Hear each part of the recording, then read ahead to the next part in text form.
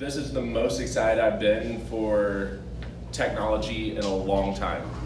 Raise your hand if you've never heard of ChatGPT. Fantastic. I'm about to blow your minds. Okay, so what is ChatGPT? So ChatGPT is a computer program that can hold a conversation with you. It is a chatbot.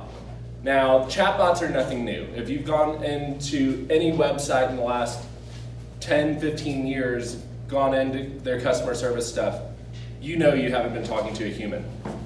ChatGPT is a new evolution of that. That's like having a conversation with a very smart robot that you can give commands to, and it can act on the commands that you give it.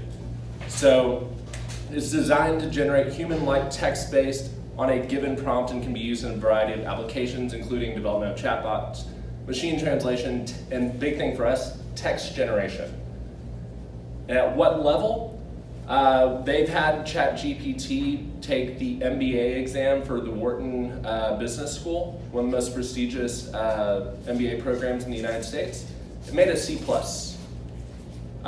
has passed bar exams for numerous states, and it's something we have free access to. So let me show you just a real quick video, and then we'll get into the actual hands-on so you can see what this does. It took Netflix more than 3 years to reach 1 million users, but it took ChatGPT just 5 days. Techies everywhere short-circuiting with excitement. OMG, ChatGPT is about to make my life 10 times easier. But what is it? ChatGPT is a state-of-the-art natural language processing model developed by OpenAI. It is specifically designed for conversational language and is capable of generating responses to input in a way that mimics human conversation. That description, by the way, comes from ChatGPT itself. We asked. Think of it as Google, but with more human-like features. Plus, it's free. You can ask a very specific question like, give me 5 tips for how to use my camera. You can ask it to write a poem or a play or a song. It really can kind of comprehend almost any request. And then it spits out language that sounds like it was written by a human being. We also asked it to write this entire script, which it did. But it didn't take into account that we'd need our expert to weigh in. A lot of the headlines are that this might make Google obsolete. Do you see that possibly becoming reality? If I were Google, I would be a little bit nervous just because this interface is sort of the thing that everybody has wanted forever. I mean, this is the closest thing I've seen to like the Star Trek computer, where you say what you want and it responds instantly. For better or for worse, many educators are already worried about how ChatGPT might become a surrogate student when it comes to homework. Kids could use this to grade something which a teacher could probably not identify as not having been written by a human. Non-students can use ChatGPT for other tasks. Here's ChatGPT drafting an email to my bosses asking for a raise.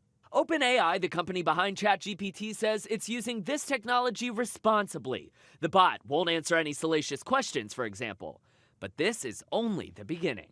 There will be other companies who come up with similar technologies who don't care so much about being responsible. ChatGPT isn't able to search the web for current events because its knowledge is compiled from things it learned before 2021. So Google still has a leg up there. But other than that, the AI chatbot can handle a lot. You should see the essay I had it write for me comparing Julius Caesar to Regina George from Mean Girls. It was very, very good. Five paragraphs came up like that. I also asked it to write a poem about you two. It said, Ike and Rhiannon, they are the best. Their reporting is second to none and never less. They hold power to account and seek the truth. Ike and Rhiannon, they are a proof that journalism is alive and well. The pursuit of truth is a noble tale to tell. So here's to Ike and Rhiannon, 2 reporters who are always on the run. You know what, ChatGPT? That is so fetch.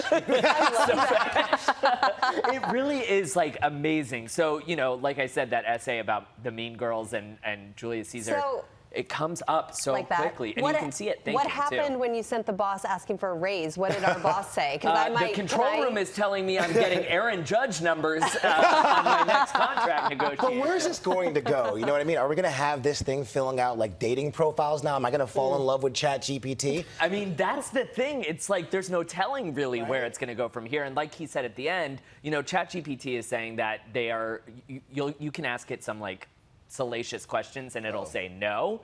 Yeah. All right. Oh boy. Thank you, Will. More to come on that.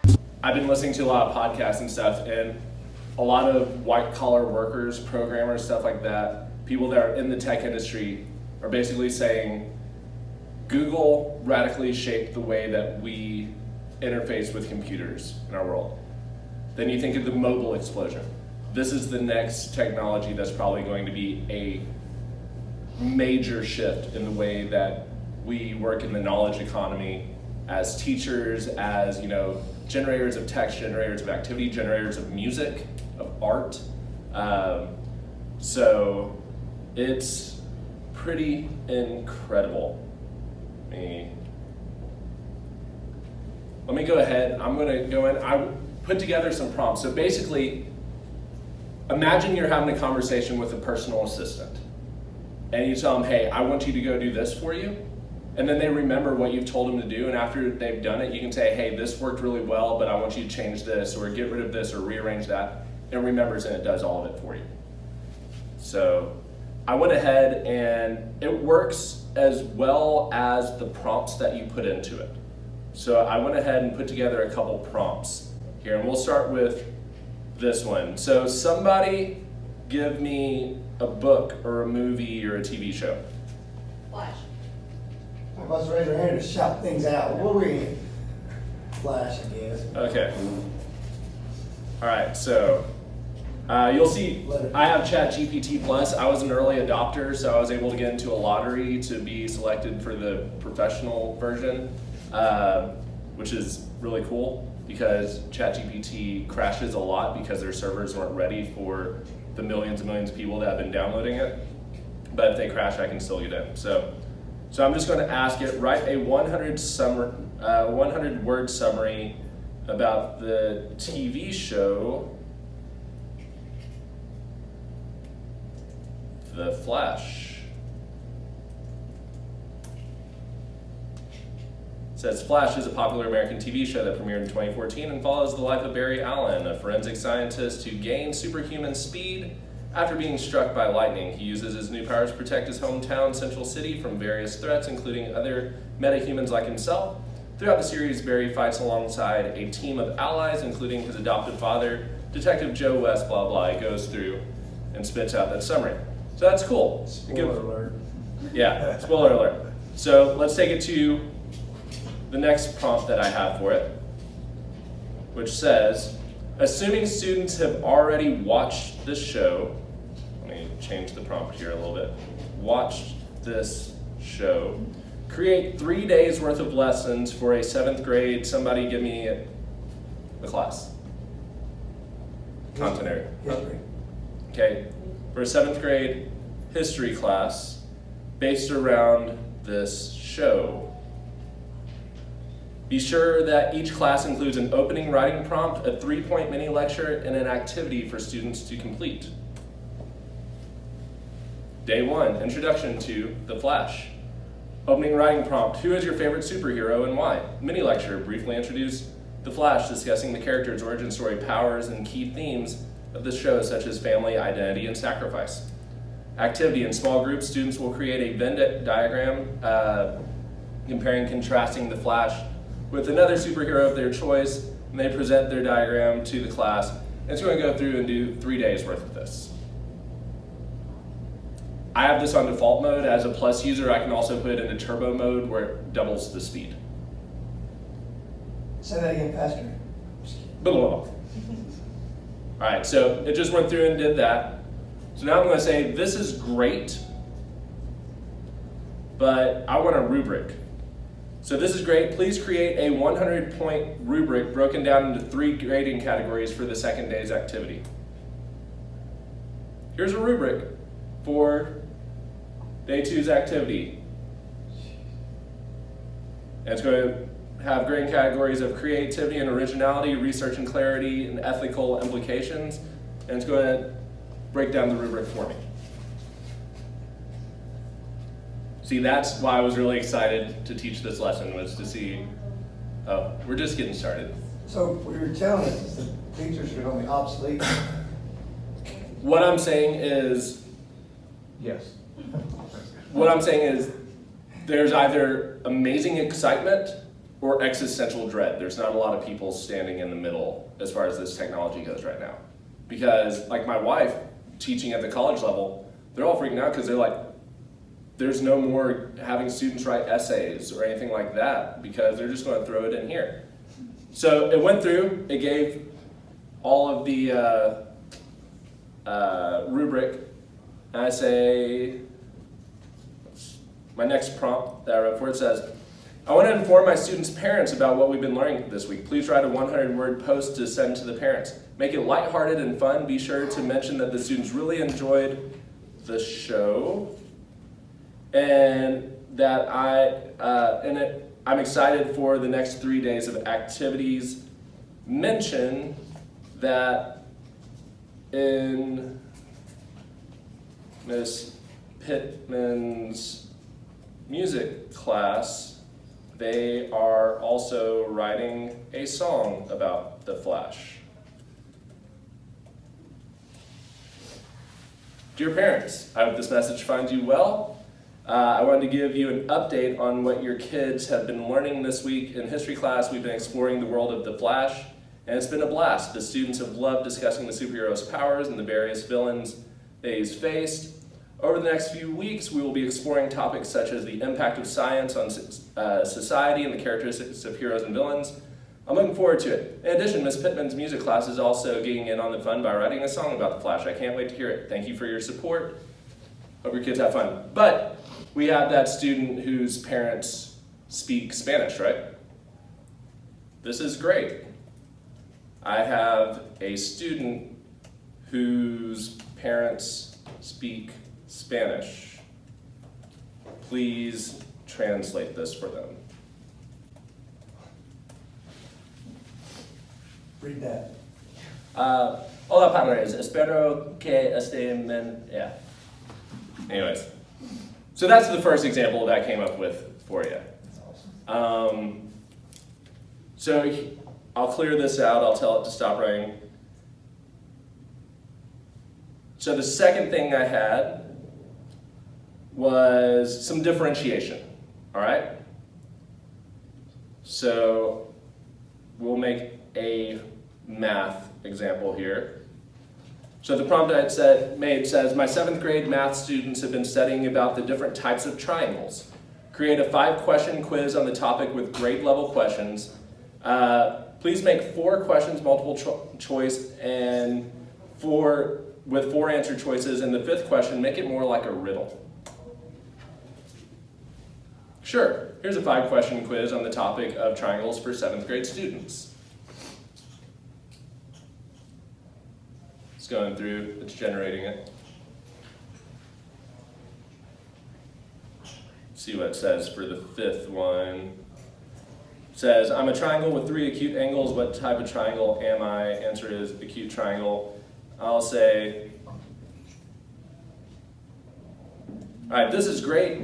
For the 5th question, the Super Bowl was this last Sunday and Chris Stapleton performed the national anthem. Can you somehow integrate that into the question? Sure. Here's an alternative version of the 5th question using Chris Stapleton. During Chris Stapleton's performance of the national anthem at the Super Bowl, the camera panned to a triangular-shaped section of the stadium. What triangle did it have? This is great. Thanks. Okay? So then I can say, thanks. I have some gifted students in my class. Can you make this quiz a little bit more challenging for them? Sure. Here's a version of the quiz that's a little bit more difficult for your gifted students.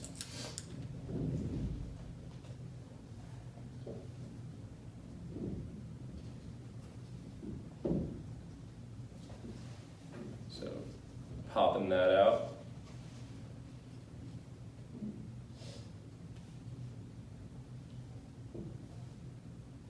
Made the questions a little bit more difficult, a little bit higher order, especially on the number 5, the real one. I'll say, I also have a student who is only doing math at the 2nd grade level.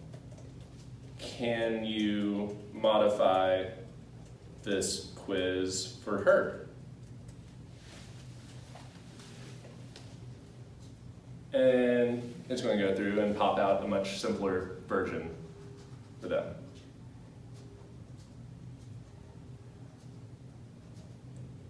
This one I thought was fun. We're in Georgia, even though I live in Georgia, I'm still a proud Tennessean, but we will make this one Georgia specific. So I was thinking Georgia studies. I like epic rap battles of history. So I wrote a prompt that says, my 8th grade Georgia studies class has been learning about famous people who were born in Georgia. They were surprised to learn that Hulk Hogan and Kanye West were both born here and started arguing over who is the more important of the two in modern US history. Create a rap battle between these two discussing who should be considered more important than the other. And in the end, add a surprise 3rd person born in Georgia to explain why they are actually the most important in Georgia. Intro music, host, ladies and gentlemen, welcome to the Georgia Studies Rap Battle. Today we have 2 heavyweight champions in the ring representing the state of Georgia. In one corner we have legendary wrestler and actor, the Hulkster Hulk Hogan.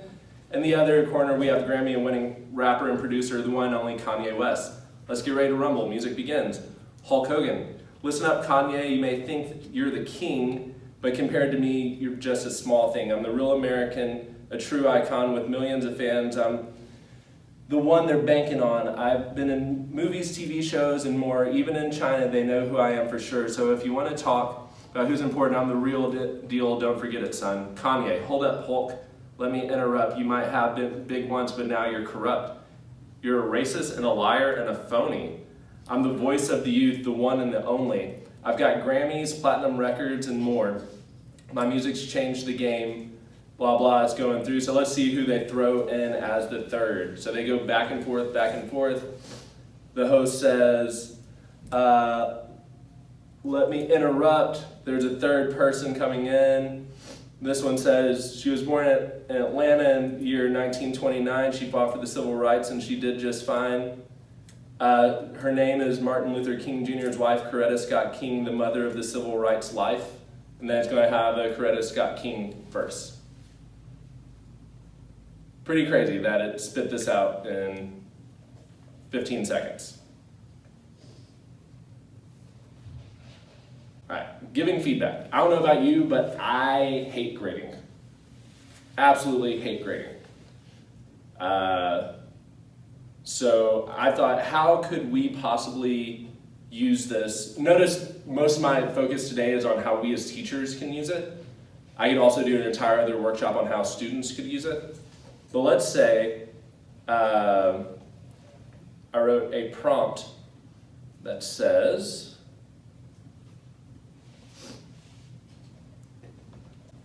all right, a student wrote the following paragraph, and I just pasted in the paragraph. Over the weekend, my family and I went to the park. My dad and I played on the swings with my little sister until she was tuckered out. I hope next weekend I can see the new Space World movie. The highlight of the trip to the park was the wonderful picnic my mom prepared. Going to the park with my family is always a great time. And I said, please provide feedback to the student, including 3 things they did well and 3 things they can revise to improve it. Feedback to the student, and it's going to go through and give them feedback. 3 things they thought that they did really well in the paragraph, and 3 things that they specifically can go back to make it better. So, lacking transitions, it suggests using transition words, adding in more sensory details. There's abrupt shifts in topic when you start mentioning this, this, and that. It sounds kind of robotic, so I'm going to say, hey, this feedback is great, but I want you to make it more personable and lighthearted sounding. And also the student's name is Rob, so please give the feedback to Rob specifically. Sure, here's more personalized and friendly feedback for Rob. Hey Rob, great job on your writing, blah, blah, and it's going to give all that to you. So I've got other prompts that I've written up, but can you see how incredible this can be for us as educators? So what's something that you are working on right now, and we'll do a prompt on the fly here. What's something that you're working on in art class right now? Our next lesson is on like perspective, 3-point perspective, Okay. perspective. Okay, and how are you having students approach that? We're gonna be doing like cityscapes. Okay. So let's see here. Like architectural, I- like street views, things like that. Okay, I teach middle school art. This week we are learning about 3-point perspectives. Specifically, what did you say? Street views, city views? Yeah, street views and cityscapes. Street views and cityscapes. Create a project for my students. What kind of materials do you have? We're gonna be using colored pencils and like just regular graphite pencils. Pencils and graphite pencils. The project should take how long? Like normally 3 days. Okay, should take 3 days. Include a portion where they give and receive peer feedback. So let's just see what it comes up with. Sure, here's a project idea for middle school teachers, take 3 days. So day 1, introduce the concept of 3-point perspectives and show examples of street views and cityscapes using this technique. Have your students practice drawing a basic cube and 3-point perspective using graphite pencils, emphasizing on vanishing points. Once they've mastered the basics of drawing a cube, have them practice drawing more complex shapes such as rectangular prisms. And so it's going through.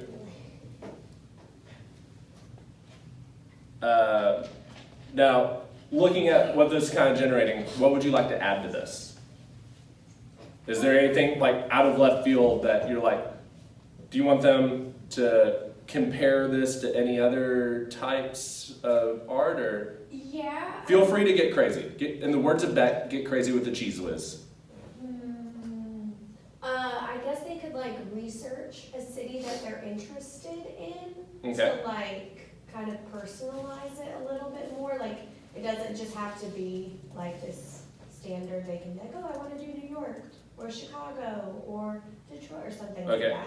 Like, So this is great. Also have students choose a specific city that they want to research.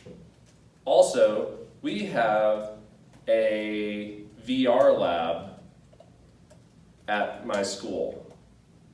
Can you integrate virtual reality into this? oh, yeah. Absolutely. Here you go. Here's an updated version. And so it's generating. It will also produce sheet music.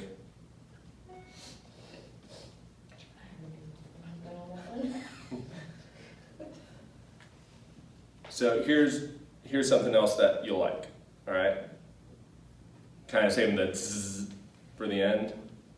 So it's doing all this, it's doing exactly what we asked it to do. It also remembers everything that you've told it to do. So you can say, hey, above in point 2, when you said that, I really like that, but let's switch it out. Let's switch 2 and 3 because I want to switch days, and it'll do it for you. You can tell it to create you rubrics. You can ask it to differentiate for you, but here is what else is cool. Apply the 7th grade Georgia state standards to this lesson. Be appropriate.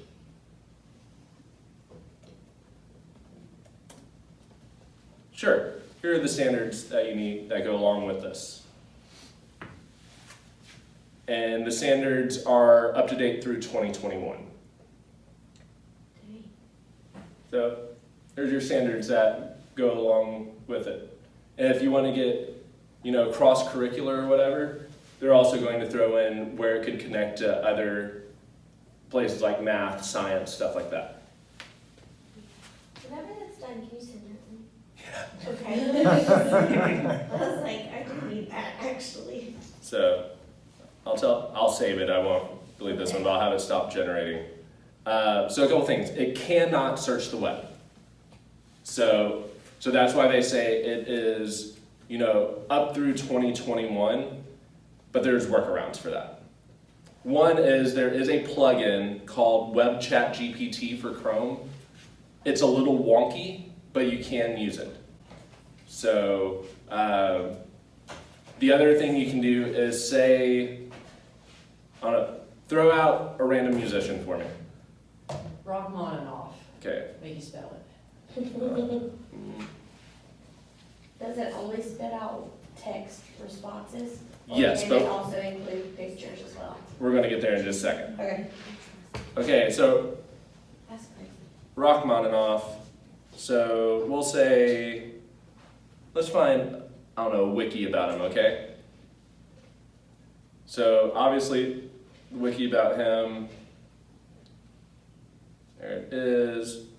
I cannot tell it, hey, go to the web and find Rachmaninoff and tell me about him, but I can paste in a link. And unless there are certain blocks that they have in like their meta stuff on the back end, you can say, write me a 100-word summary of this page. And it'll spit out for you. So if you're doing research on something or you're wanting, to have resources for students to give them background information on something, but you don't want to spend all that time reading and generating, you just paste in thing and tell it, hey, give this to me. And I could then say, create a project. Actually, here we go. Create a song about The Rock.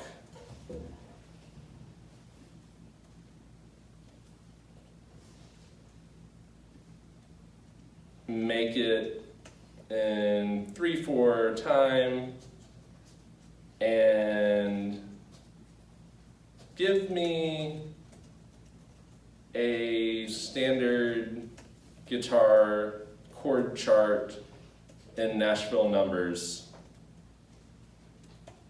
to go along with the song.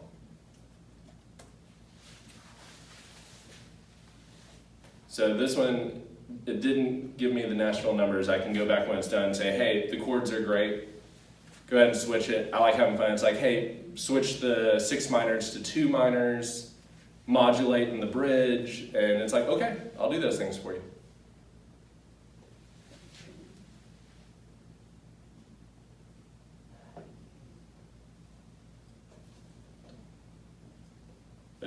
That's kind of interesting there. It's going from a 6 to a 3 to a 4 to a 1, so it's kind of a neat little progression.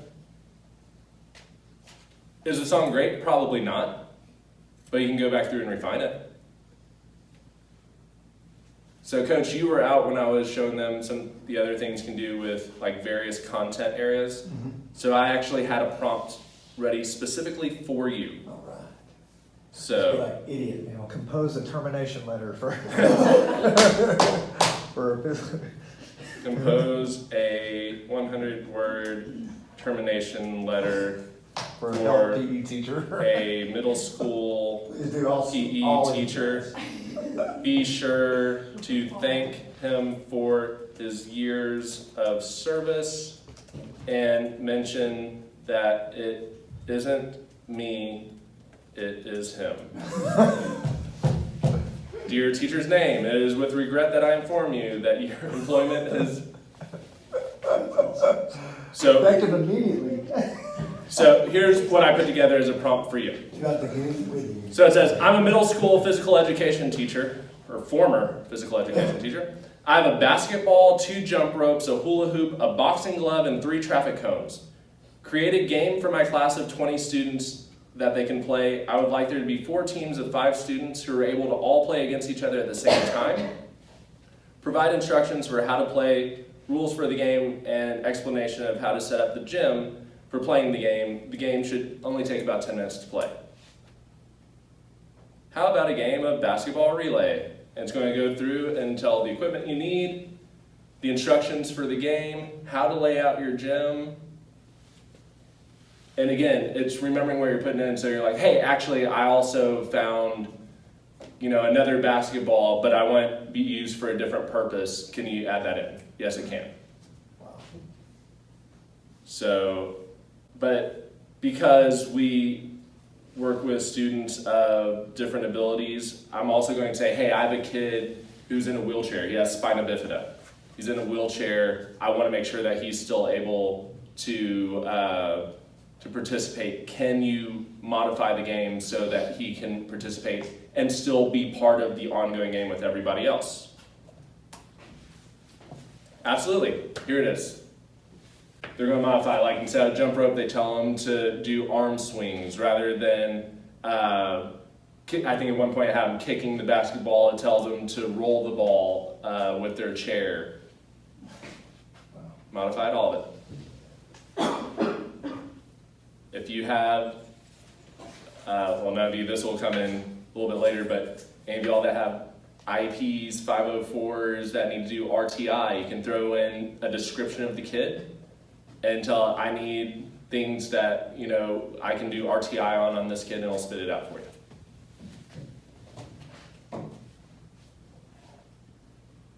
So that being said,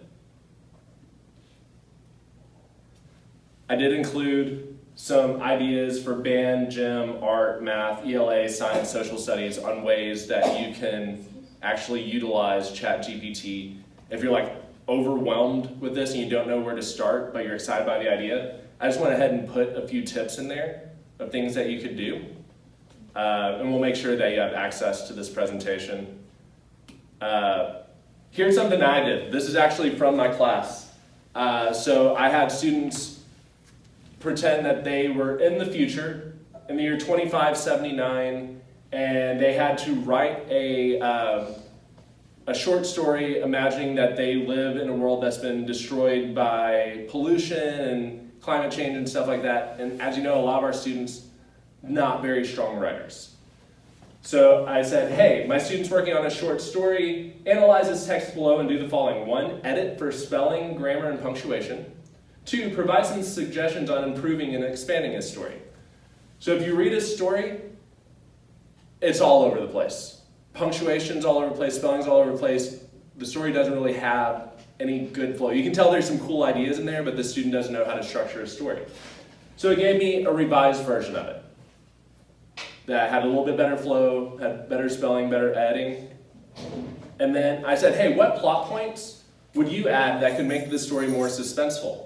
It went through and it gave me 7 different ideas that you could do to make the story more suspenseful. One of which, I'm an M. Night Shyamalan fan, at least old school M. Night Shyamalan, so I love a good twist. And I said, hey, expand the story to be a one-page paper, including that second suggestion above, the twist of unexpected events. In about 15 seconds, it spit out a one-page paper that expanded on the poorly written paragraph they had. That is a fantastic story. Definitely still a middle school caliber. This was with no edits, me not telling it to do anything else, and it spit it all out in about 15 seconds. Can you see why colleges are getting concerned about this? Not just colleges, Us. workforces. Yeah. The people that work at Saturday Night Live, they don't need them anymore to do their own skits. Yeah. Their own stuff. So there was, I think, Rob, I think you sent it to me, the Jordan Peterson video. Jordan Peterson was kind of talking about the ethics behind this and what it means for the future of the labor force.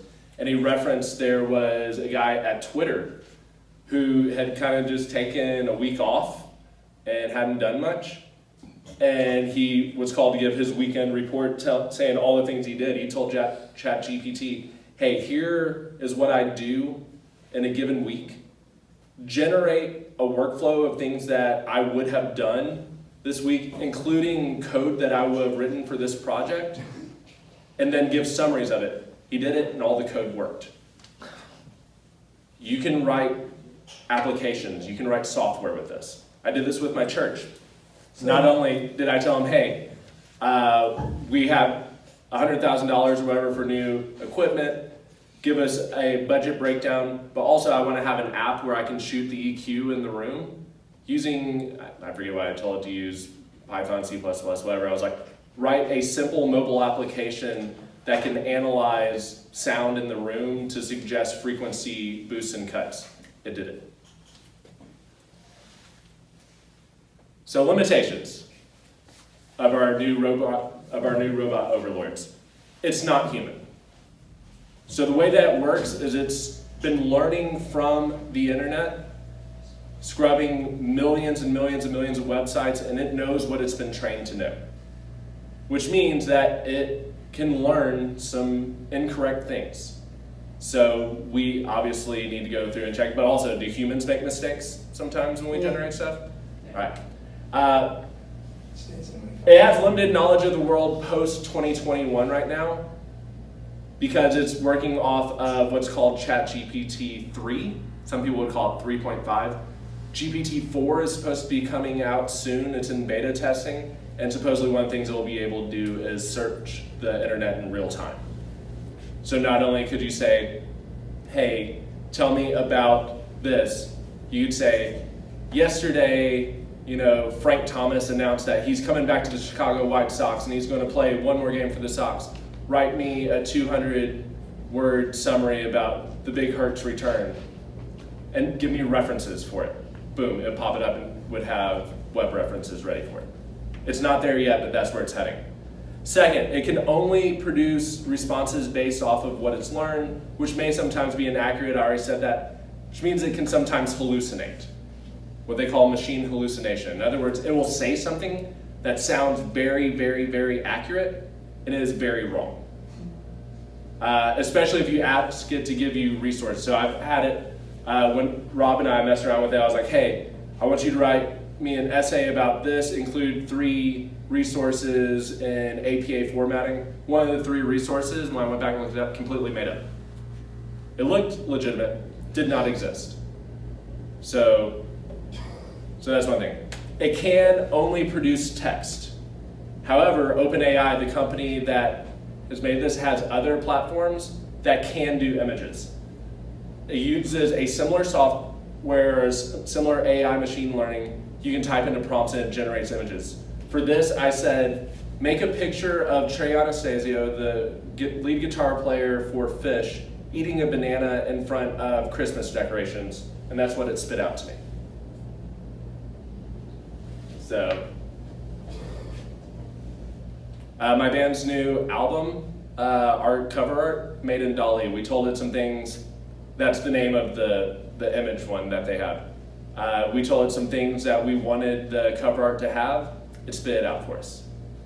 Same thing as like with ChatGPT. You can go through and modify. It's like, hey, there's too many blues in this. Let's get some more greens or some more reds. Let's add a highlight from this side, whatever. Pops it out. So for you in art, going to get to the point that it may be difficult to tell if students actually created digital art or if they just told the computer to make it for them. Yeah. There's also versions of this that are in beta that will do video, where you can give it a prompt and it will create videos based off the prompt that you gave it. The other limitation, this can obviously be abused and misused if we're not monitoring it. So like I said, today was primarily my focusing on how teachers can approach it. It's a whole other ballgame when we talk about how students can use it responsibly without abusing it. I didn't want to overwhelm you too much today, but that might be something for another time. All right, so what are you all thinking? Existential dread or excitement? In the middle. In the middle? Yeah, I'm in the middle. So I'm curious here, what are some ways y'all are like instantly thinking you might be able to use this? Lesson plans. Okay, lesson planning. I need a Rolodex of more excuses of why I can go somewhere or be at a family function. Okay, hold on. Oh, writing proposals for like. I'm not going to get married again. What? For money. Oh, Like, I'll do that. You know, like, hey, I'm an art teacher and I'm applying for this proposal. So Could you? grant proposals, Yeah. absolutely. That's been a big thing that people have been using it for, is generating grant proposals. Because you can put in the text from the application, the requirements, I've generated. So you just said, I don't want to come to work tomorrow. Generate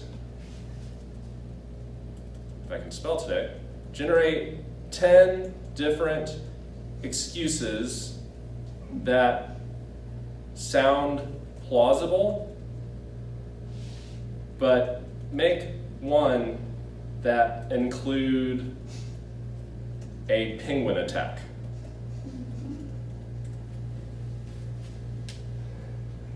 So this is one. I'm glad that I did this. So they were talking about machine learning, that they are trying to make it an ethical model. OpenAI is saying we're releasing this into the world based off ethics. And it just said, hey, I'm not going to give you false excuses.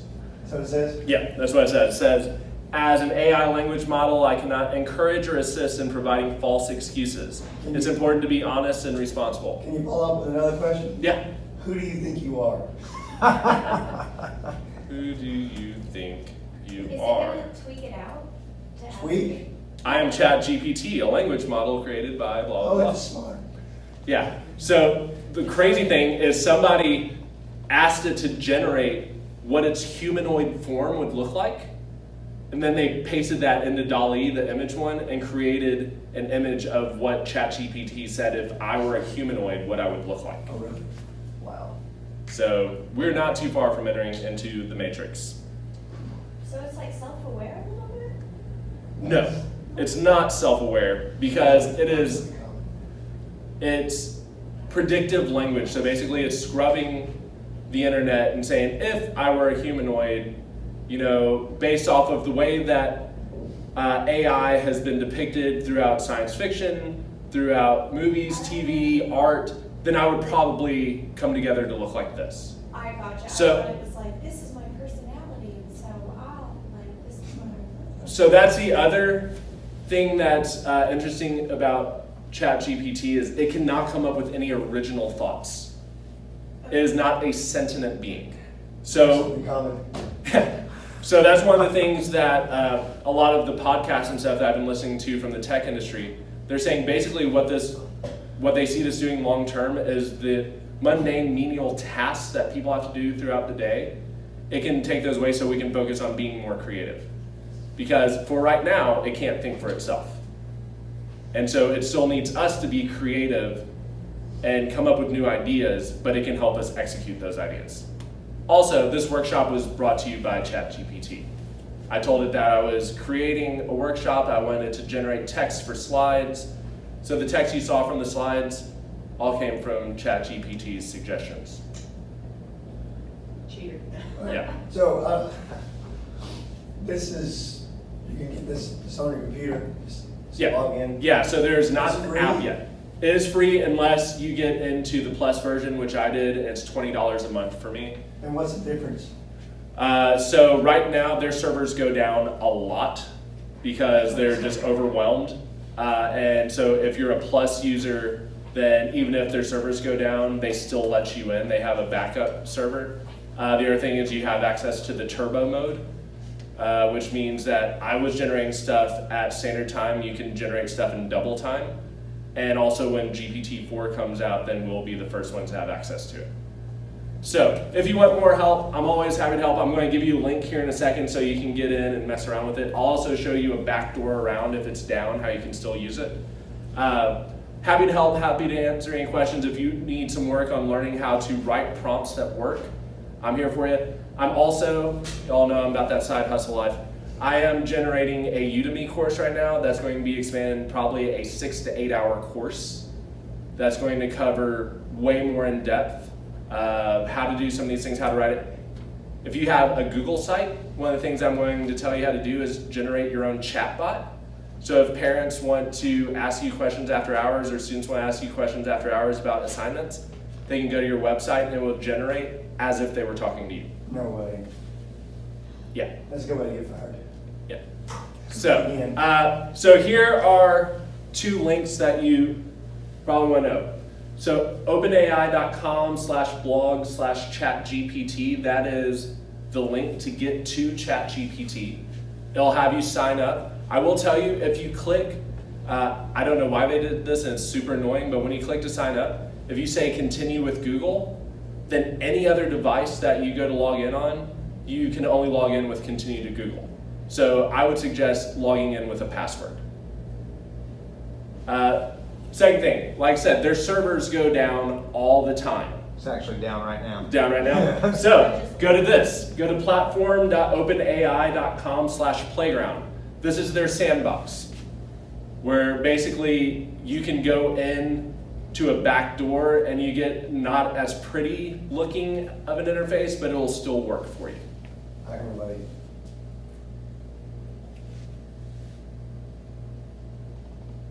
So, any questions for me? I know that's throwing the future at you and hitting you in the face pretty quickly, but this is the world that We live in. we live in right now. Can you make a song about that? Yes.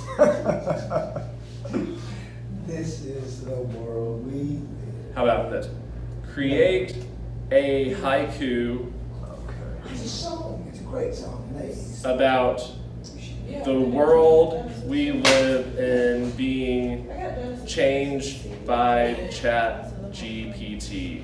This playground one has an image generation tool in it. Yeah, so on the side, you'll see that there are some different options you can mess with, and it will give you some of their different little platforms that you can all use from there. That's cool, man.